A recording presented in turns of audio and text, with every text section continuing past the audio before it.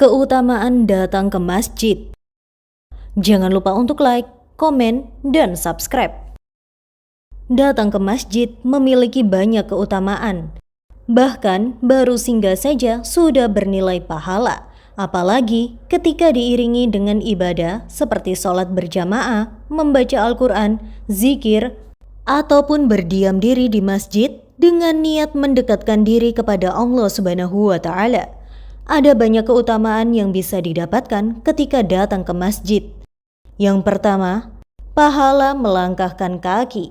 Sebagaimana di dalam hadisnya, Nabi Muhammad SAW bersabda, seseorang yang berjalan ke masjid, maka tiap langkah kakinya akan diberikan satu pahala, dihapuskan satu dosa, dan dinaikkan satu derajat oleh Allah Subhanahu wa Ta'ala.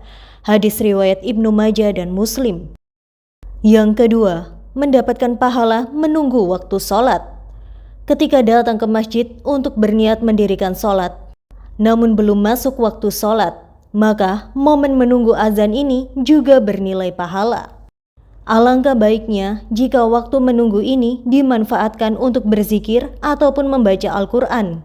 Sebagaimana di dalam hadis Nabi Muhammad SAW, orang yang menunggu sholat di masjid akan diberi pahala seperti sholat.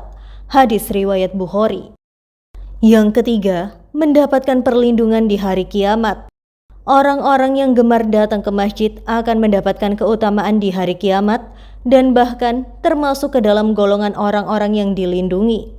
Sebagaimana sabda Nabi Muhammad SAW, ada 7 golongan orang yang dinaungi kelak, dan satunya adalah orang yang hatinya terpaut dengan masjid.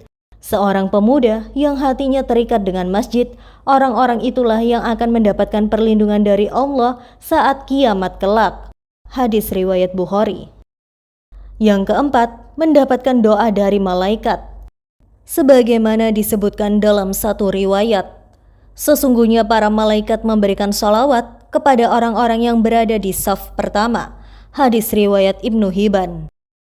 Yang kelima, mendapatkan 119 pahala di waktu sholat subuh. Bagi yang datang ke masjid untuk mendirikan sholat subuh berjamaah, maka Allah menjanjikan pahala berlimpah.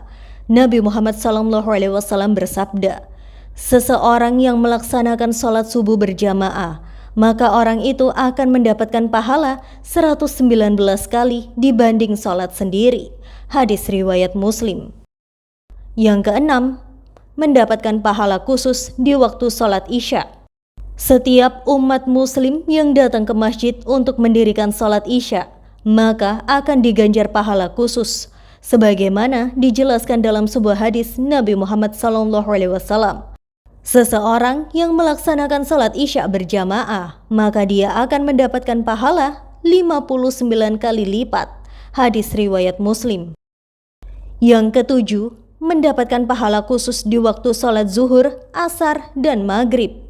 Semua waktu sholat memiliki keutamaannya masing-masing. Demikian juga waktu sholat zuhur, asar, dan maghrib. Nabi Muhammad SAW menjelaskan keutamaan sholat berjamaah di waktu zuhur, asar, dan maghrib. Pada sholat zuhur berjamaah, asar jamaah, dan maghrib jamaah, masing-masing dilipat gandakan 27 kali kalau kita laksanakan secara berjamaah. Hadis riwayat Muslim. Yang kedelapan, terhindar dari sifat munafik. Sebagaimana dalam sebuah hadis berikut, tidak ada sholat yang lebih berat bagi orang-orang munafik daripada sholat subuh dan isya. Seandainya mereka tahu nilai yang terkandung di dalam kedua sholat itu, pastilah mereka akan mendatangi masjid kedua sholat itu meskipun dengan merangkak. Dan yang terakhir, mendapatkan ampunan dari Allah Subhanahu wa Ta'ala. Umat muslim yang datang ke masjid juga dijanjikan untuk mendapatkan ampunan dari Allah Subhanahu wa Ta'ala. Sebagaimana sabda Nabi Muhammad SAW berikut, jika imam mengucapkan ghairil maghdubi alaihim waladhdallin, maka ucapkan amin.